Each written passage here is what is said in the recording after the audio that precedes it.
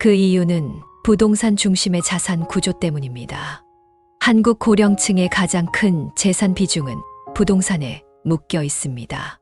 통계에 따르면 은퇴한 고령층의 전체 자산 중 약 80%가 부동산에 집중되어 있다고 합니다.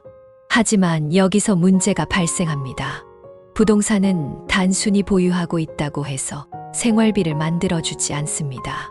예를 들어 10억 원짜리 아파트를 소유하고 있다고 해도 그 집으로 당장 생활비를 충당할 수 없습니다. 오히려 관리비, 재산세 등 유지비용이 지속적으로 발생하기 때문에 부동산을 보유한 것이 경제적으로 더 부담이 될 수도 있습니다. 또한 부동산을 현금화하기란 쉽지 않습니다.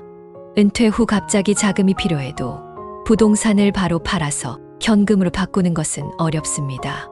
만약 집값이 하락하는 상황이라면 손해를 감수해야 하고 높은 대출 금리까지 겹친다면 경제적 압박이 더욱 커질 수밖에 없습니다.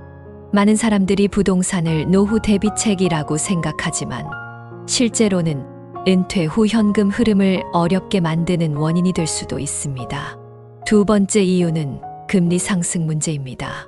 최근 몇 년 사이 가장 큰 경제적 부담으로 작용하고 있는 요소 중 하나가 바로 금리 상승입니다. 특히 대출 금리가 급격히 오르면서 많은 사람들이 경제적 어려움을 겪고 있습니다. 불과 몇 년 전까지만 해도 3%대 낮은 금리로 대출을 받을 수 있었지만 지금은 상황이 다릅니다. 현재 5% 이상까지 금리가 상승했으며 제2금융권에서 대출을 받은 경우 6에서 7%대의 높은 금리를 부담하고 있는 실정입니다. 예를 들어 아파트를 구입하면서 3억 원을 대출받은 경우를 가정해 보겠습니다. 3% 금리일 때 연간 대출 이자는 900만 원, 5% 금리로 상승하면 연간 대출 이자는 1,500만 원, 금리가 2% 오르는 것만으로도 연간 이자가 600만 원 증가하게 됩니다. 이처럼 금리가 상승하면서 많은 사람들이 월급이나 연금으로 감당할 수 없는 수준의 대출 이자를 떠안게 되고 있습니다.